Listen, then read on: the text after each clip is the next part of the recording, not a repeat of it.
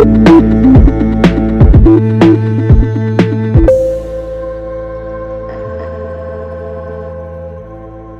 doctora Gabriela Boroques nos va a ayudar con el tema visión actual de la insuficiencia cardíaca.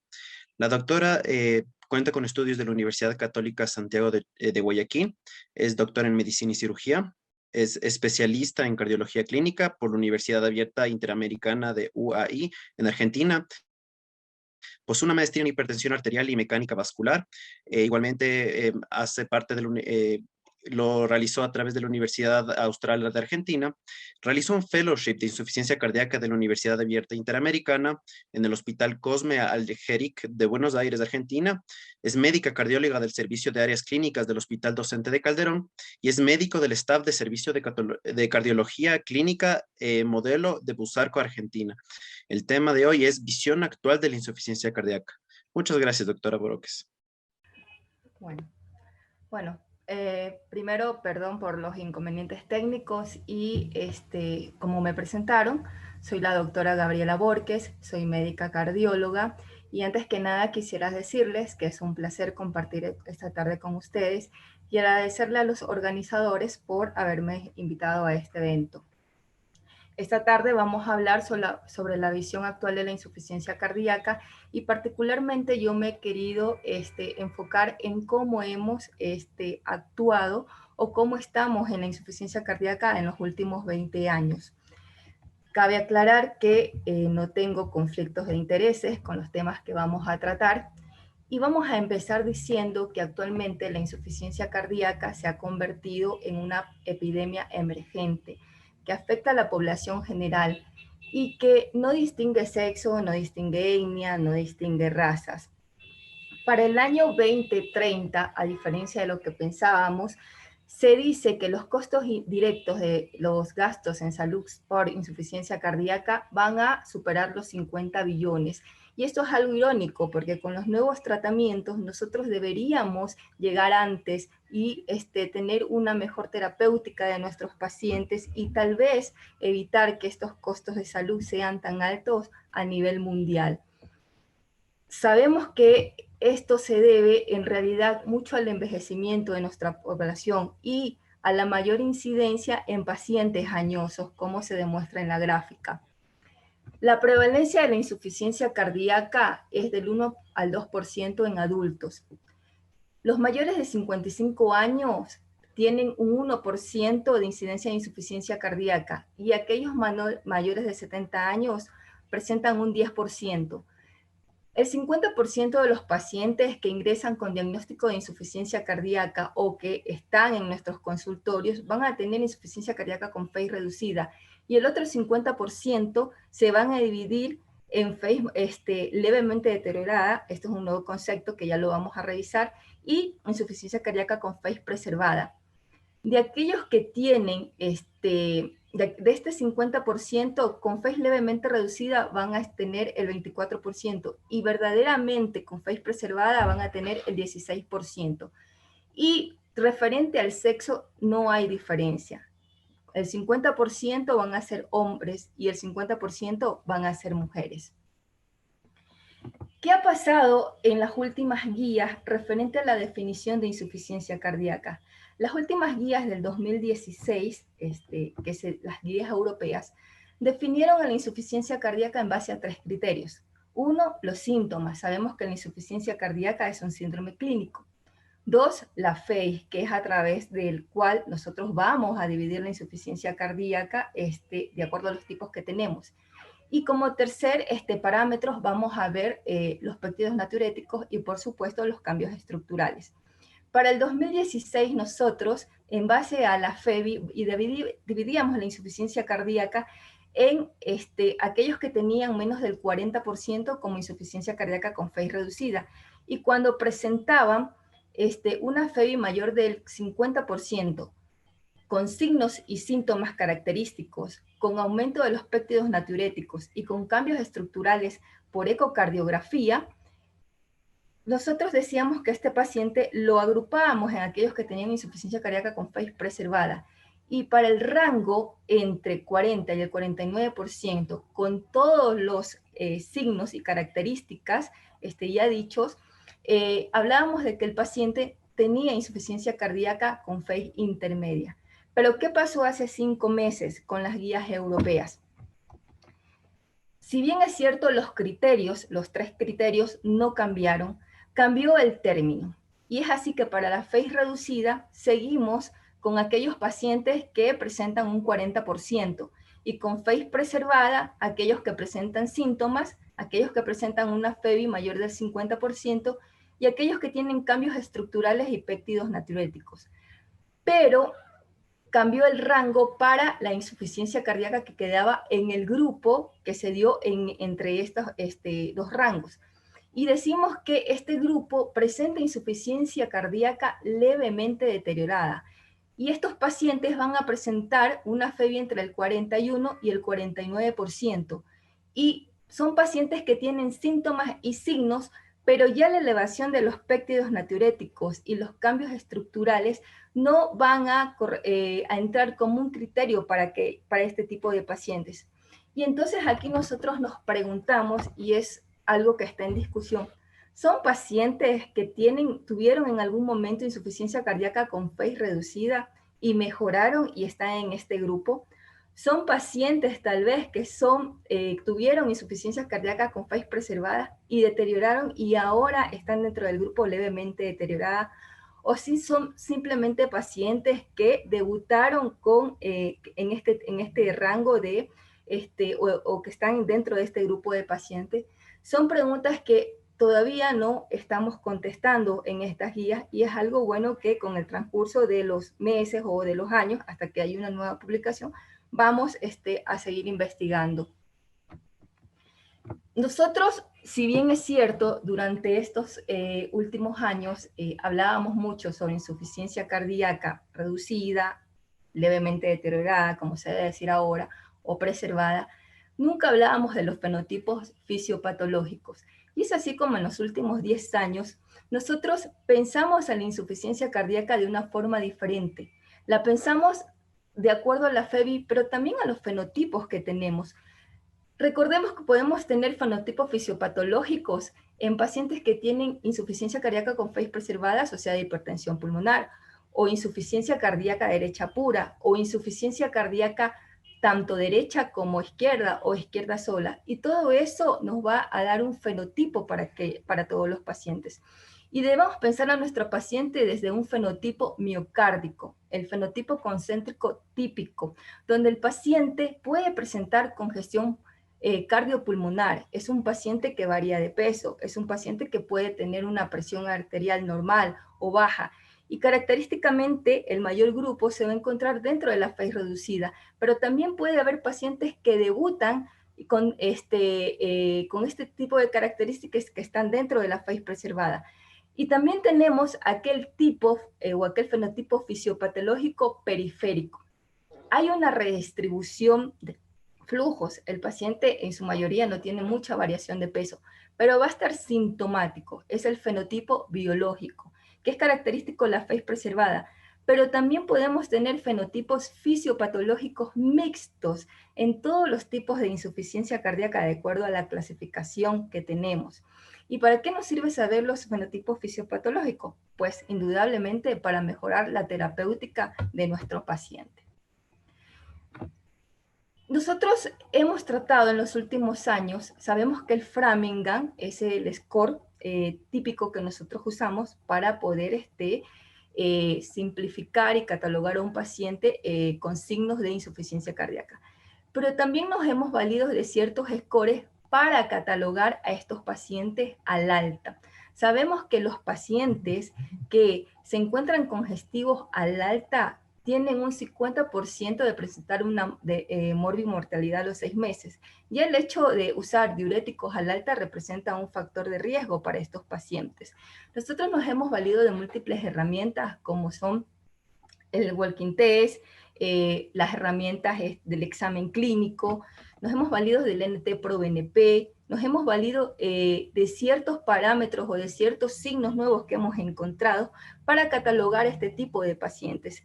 y en una manera y en una forma de tratar de llegar antes, de evaluar la congestión antes. Y también estos scores muchas veces son utilizados por los departamentos de insuficiencia cardíaca para poder llegar antes que el paciente tenga el síntoma. Muchas veces cuando el paciente tiene el síntoma es cuando ya requiere la hospitalización.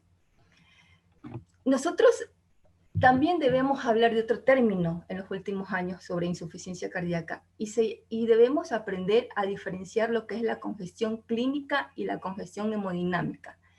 La congestión hemodinámica es llegar antes, es que el paciente ya tiene aumento de las presiones de fin de diástole. El paciente ya tiene la UEX de mayor de 18 milímetros de mercurio, ya hay congestión pulmonar y es el paciente que está asintomático, pero que generalmente es un paciente que muchas veces no tiene síntomas. Sin embargo, este paciente ya está congestivo. Y debemos diferenciar la congestión clínica, que es el paciente que todo el mundo interna, al paciente que le damos diuréticos, al paciente donde nosotros titulamos mejor la medicación. Cuando un paciente sale con congestión hemodinámica muchas veces de una internación es porque estamos fracasando en el tratamiento, ¿sí? Porque este paciente indudablemente tiene una reinternación o posiblemente algún evento en los próximos 6 meses. Nosotros debemos aprender a definir, y hay una discusión sobre el concepto de euvolemia. No tenemos una euvolemia clara. Nos basamos como todo en los síntomas, en el test, en el NT-proBNP, en la radiografía, en los diámetros de la vena cava. Luego vamos a ver que la ecografía pulmonar ganó mucho terreno en los últimos 5 años y ahora la ecografía renal. Pero todavía hay pacientes que a pesar de esto no salen en euvolemia, salen congestivos y es porque no tenemos un término y aquí les dejo una puerta abierta para un gran campo de estudio. Tal vez podamos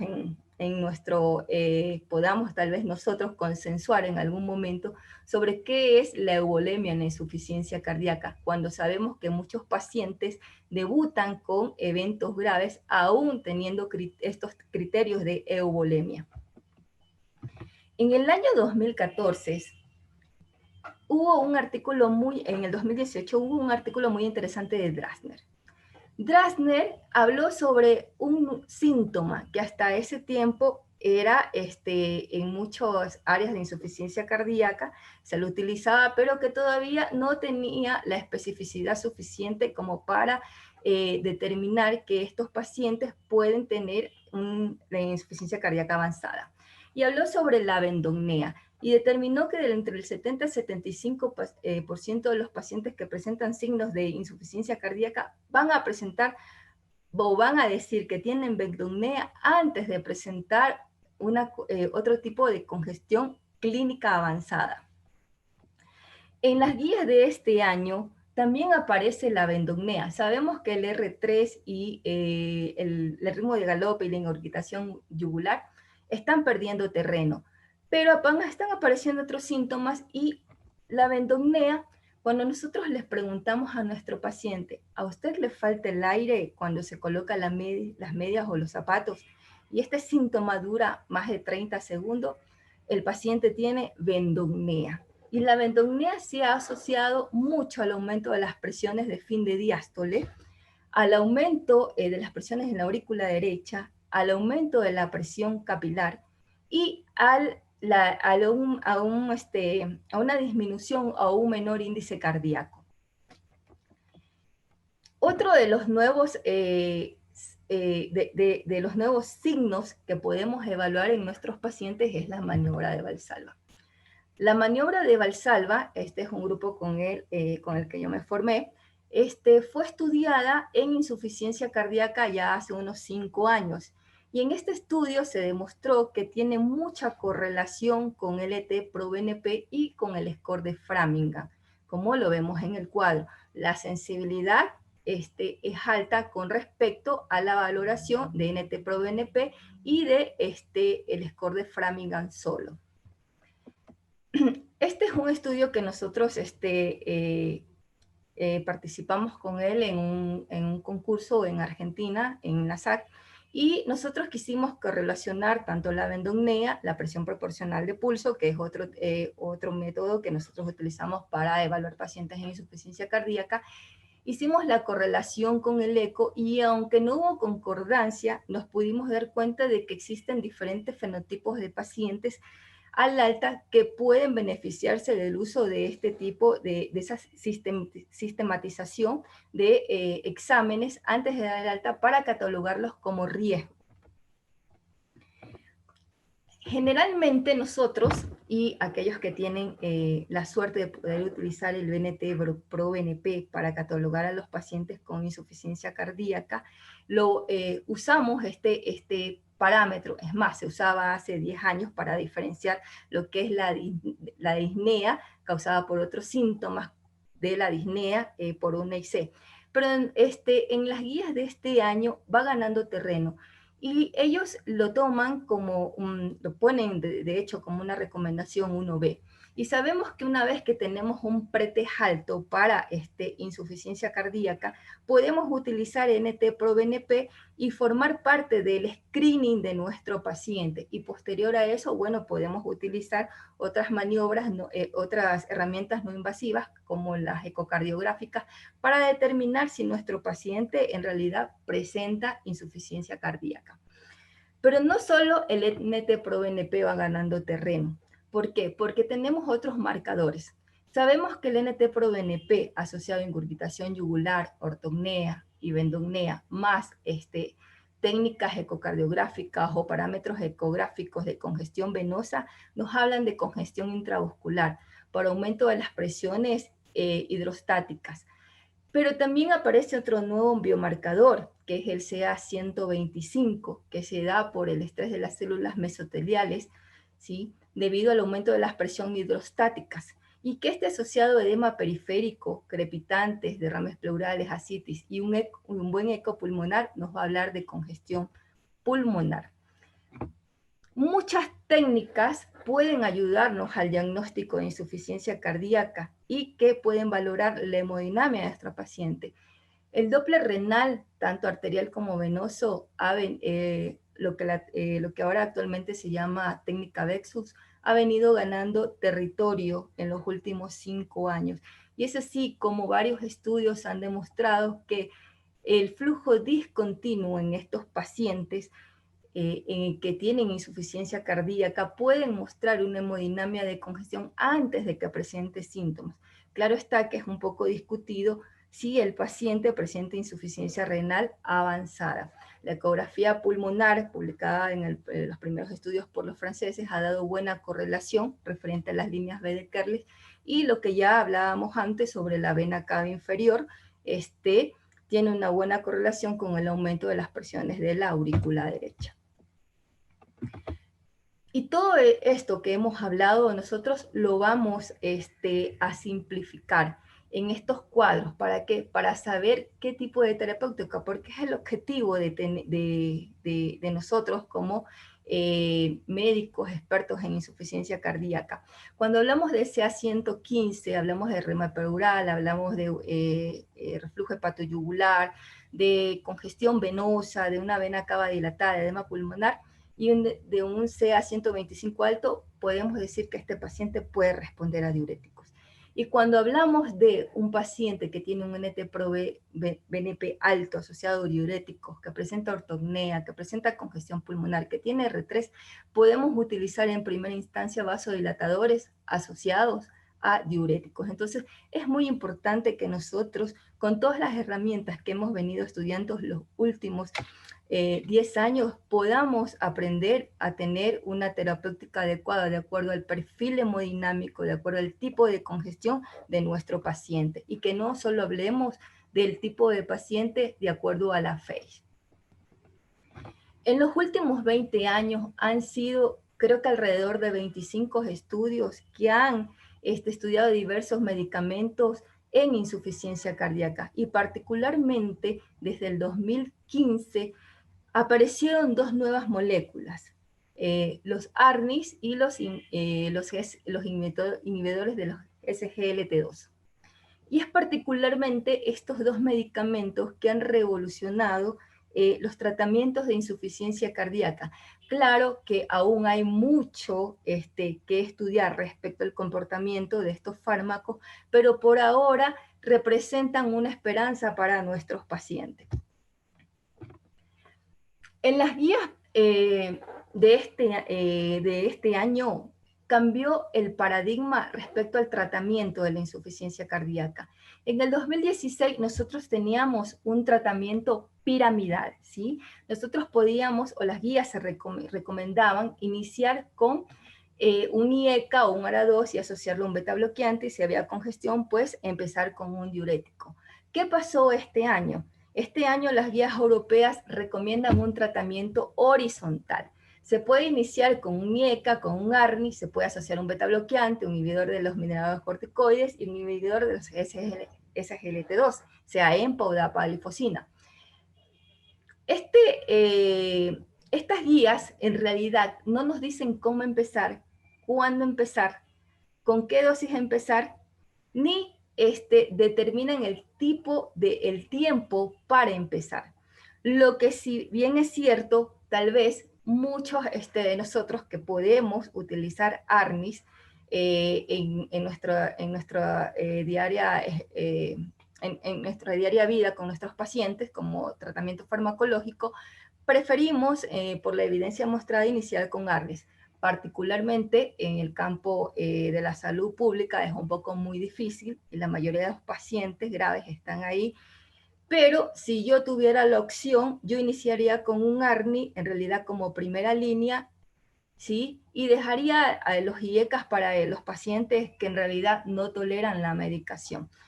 Estas guías para mí resultan tal vez ser un poco conservadoras. Yo de inicio hubiera colocado el ARNI, pero sí puedo decir que tal vez se demoraron un poco en colocar el ARNI como una indicación de primera elección, ya que el estudio fue realizado en el 2014 y las guías en el 2016 fueron publicadas. Tal vez no había muchos estudios referentes a los efectos secundarios de los ARNIs, hubo un poco de miedo con referente a la hipotensión y a los trastornos del potasio que podrían causar. Y bueno, como todos, dejan a los diuréticos para aquellos pacientes que se encuentran congestivos. Y es así que el nuevo tratamiento para insuficiencia cardíaca con phase reducida lo que recomienda es el inicio de los 4 fármacos, que los recomienda de forma precoz. La decisión es clínica, como ya lo hablábamos, no hay un tipo de paciente determinado para su inicio, y que se debe evaluar la congestión para el uso de diuréticos. De acuerdo a la FEI, se va a utilizar algún dispositivo. Si la FEI es menor de 35 y el QRS es menor de 130, y el paciente es isquémico, la indicación para usar un CDI es 1A. Pero si el paciente es no isquémico, pues la indicación en este caso ya bajó a ser 2A. Recordemos que esto se debe a partir del estudio Danish. Y para aquellos pacientes que tienen una FACE menor de 35 con el QRS mayor de 130, pues la indicación es para utilizar resincronizador es 1, y aquellos que tienen entre 130 y 149 pasa a ser 2A. Y aquellos que no tienen una terapia adecuada o que no responden, pues se utilizarán otro tipo de terapias. Se utilizará ivabradina, se utilizará digoxina, ya son 200 años que venimos utilizando digoxina, o se utilizarán otros tipos de medicamentos adicionales. En insuficiencia cardíaca actualmente levemente reducida, como todos sabemos, igual que en el rango de preservada, no existe un tratamiento adecuado. Solo los diuréticos han demostrado beneficio. Y para los otros 4 pilares, los otros 4 dianas de tratamiento, pues las indicaciones siguen siendo aún 2B. Cuando hablamos de insuficiencia cardíaca con FACE preservadas, estas nuevas guías 2021 nos hablan de que los diuréticos, al igual que en el grupo anterior, tienen una indicación 1C y que se debe investigar todos los parámetros ecocardiográficos referente a los daños estructurales asociados a esta enfermedad. Referente al uso de diuréticos y tratamientos farmacológicos, tal vez esta guía se quedó un poco corta, ya que cuando hubo el Congreso todavía no se había publicado los resultados del Emporio-Procer, que es el estudio de la empaglifosina en aquellos con insuficiencia cardíaca con FACE preservada. Hablaremos un poco más adelante del tema. Referente a insuficiencia cardíaca, lo que nos trae estas nuevas guías 2021 es que podemos clasificar la insuficiencia cardíaca avanzada de acuerdo al Intermax. Y algo muy novedoso y que de verdad creo que ya debería estar desde hace mucho tiempo, es que toman el trasplante cardíaco como primera indicación. Y bueno, la asistencia ventricular, por supuesto, va para indicación 2B. En la insuficiencia cardíaca aguda, nosotros cambiamos los criterios para etiología. Si bien es cierto, en el 2016 nosotros teníamos el estudio CHAM referente a la diferente etiología de la insuficiencia cardíaca, como el síndrome coronario agudo, la emergencia hipertensiva, la arritmia, las causas mecánicas y la embolia pulmonar, pues la novedad que tenemos este año es que cambia al CHAMPING, ¿sí? Y aumenta aquí las infecciones y el tambotamiento cardíaco como causa de insuficiencia cardíaca aguda. Referente a esto, también las guías nos da criterios referente a los fenotipos y a los diferentes mecanismos de presentación de la insuficiencia cardíaca aguda, como son el shock cardiogénico, el edema agudo del pulmón, la insuficiencia cardíaca derecha sola o aquella insuficiencia cardíaca aguda descompensada, ¿no? Y una cosa que ya se ha venido utilizando, un parámetro que nosotros utilizamos desde hace mucho tiempo para evaluar la congestión y las respuestas del diurético, es el uso de el sodio urinario, así como una respuesta al tratamiento diurético. Es algo que nosotros lo utilizamos ya hace más de unos 10 años, pero que todavía no había sido tomado en cuenta en las guías. Las recomendaciones a nivel general que dan estas guías para insuficiencia cardíaca respecto al seguimiento es que nosotros a los pacientes que damos de alta deben ser evaluados de 1 a 2 semanas luego de alta. Y esto es por lo que ya hablábamos, porque no tenemos un determinante de euvolemia, porque muchos de estos pacientes salen congestivos y lo ponen como indicación 1C.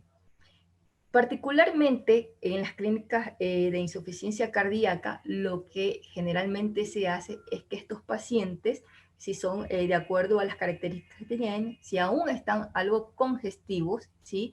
Pero están asintomáticos, o sea, tienen congestión hemodinámica, se citan a las 72 horas y se titula el medicamento cada 2 semanas, ¿sí? Durante los primeros 3 meses. Y si el paciente responde, se evalúa cada 2 meses y si no responde, pues se toma otro tipo de tratamiento con el paciente para el seguimiento. Y vamos a meternos un poco referente a los nuevos tratamientos, las nuevas moléculas. Y hablábamos de que las guías quedaron un poco atrasadas cuando se publicó este estudio, que es el uso de la empaglifosina con FACE preservada.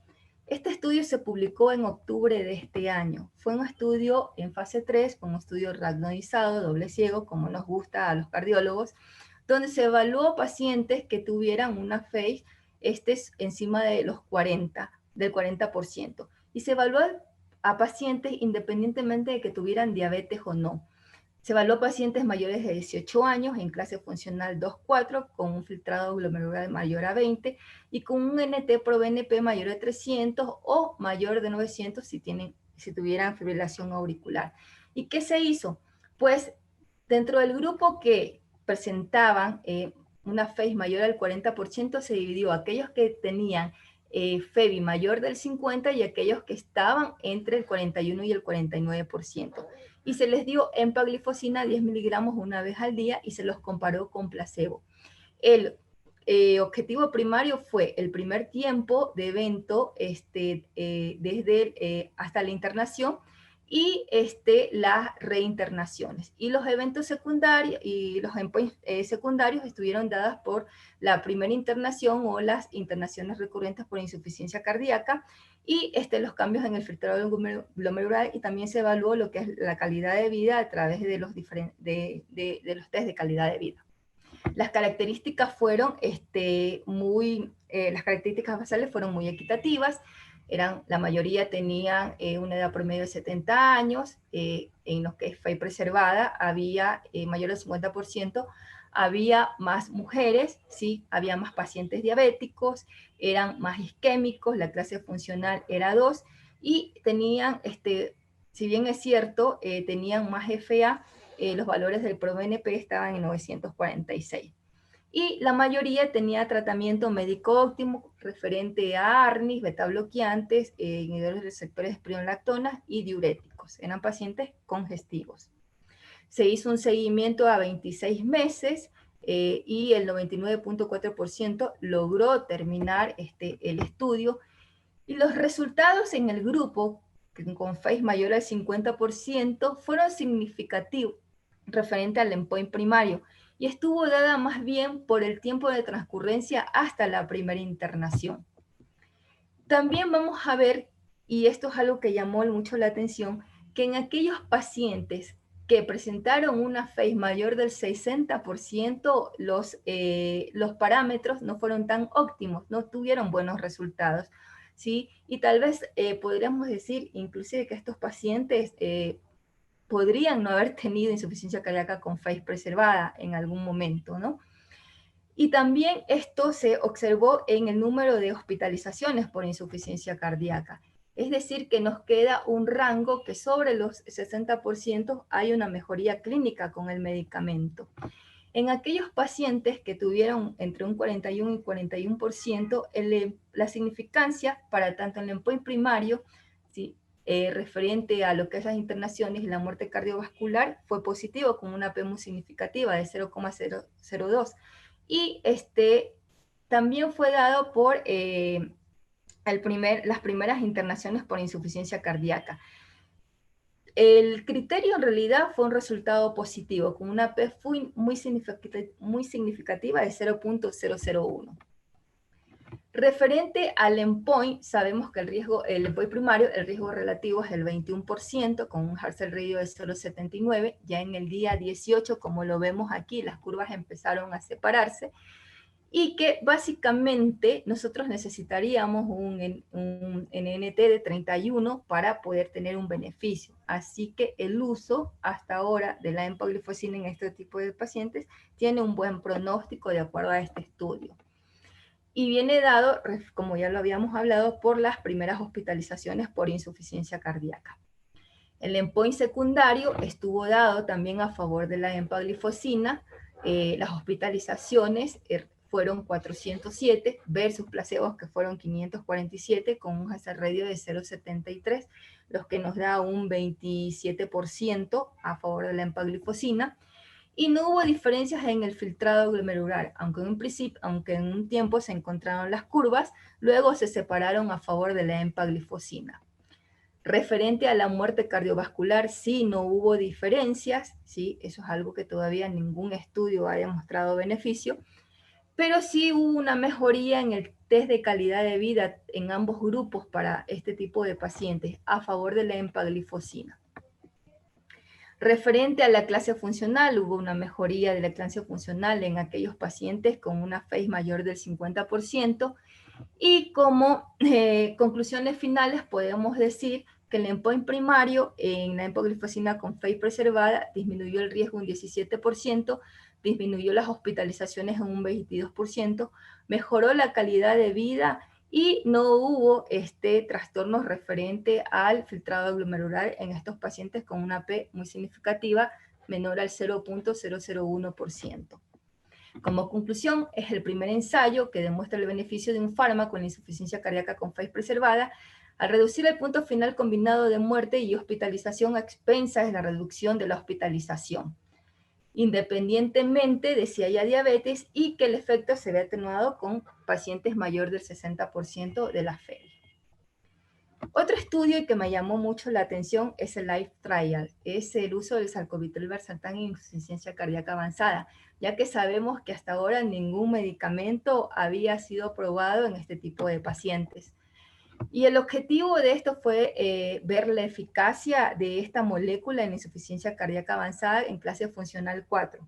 Eran pacientes muy enfermos, con FACE menor del 35, clase funcional 4 en los últimos 3 meses, con terapia guiada, ¿sí? Cuando hablamos de terapia guiada, es de acuerdo a las guías que tenemos, que estén estabilizados con presiones sistólicas sobre los 90, un NT-proNP mayor a 800, y por lo menos un hallazgo de ICE avanzada, como el uso de inotrópicos los últimos 6 meses, o FEBI menor de 25 los últimos 6 meses, o una hospitalización, o que tenga un walking test menor de 300 metros en los últimos 3 meses.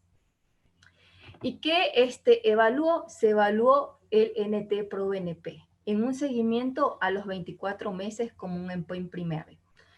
También se evaluaron ciertos puntos de eficacia, ¿sí? Como son las hospitalizaciones, como son las internaciones por insuficiencia cardíaca o el uso de dispositivos. Y se evaluó en points de tolerabilidad, como hipotensión, hipercalemia o trastornos de la función renal. Y vemos que tal vez este estudio en el seguimiento a 24 meses se usó en pacientes generalmente a los 7 días de la randomización, ¿no? Una vez que se hizo el screening. Las tablas nos dan unas características basales casi muy similares en todos los estudios, pero la mayoría con sarcovitrol y valsartán fueron isquémicos, ¿sí? El seguimiento se lo hizo a 48 meses en el total, porque hubo se paró un momento el estudio por, como todos sabemos, por la pandemia, y se logró randomizar 335 pacientes con un seguimiento a 24 meses.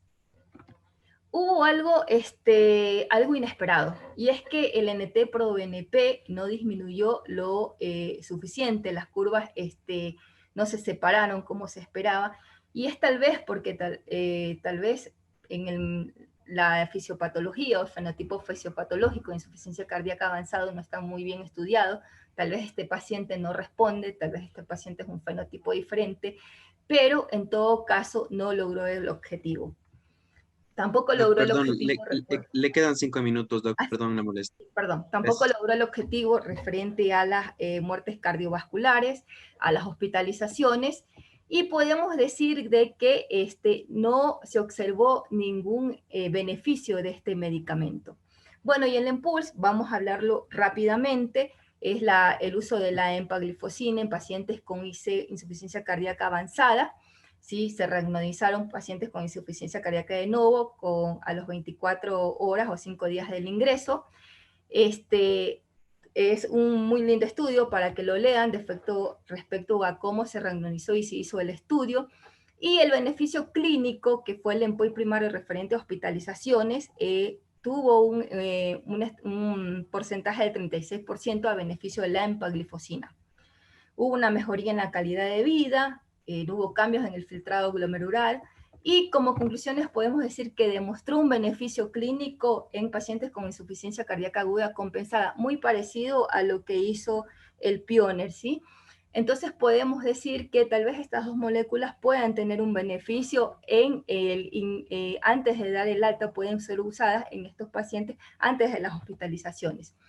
Y en el 2019 se habló del famoso CardioMEM, aunque muchos pacientes han salido de este estudio, se demostró un beneficio clínico de estos nuevos dispositivos para valorar de forma remota a nuestros pacientes, ya que reduce las internaciones y ayuda mejor a tener una mejor terapia guiada. Como conclusión, y eso sí, me gustaría me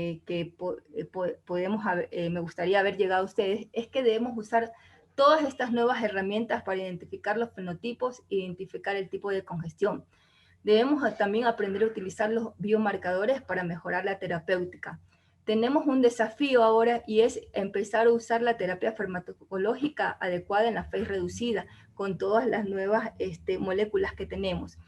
Los ARNIs y los inhibidores de la de los receptores de SGLT2 son las nuevas dianas terapéuticas. Lo hemos visto en la insuficiencia cardíaca aguda compensada y, y demuestran un buen campo en insuficiencia cardíaca con FACE preservada.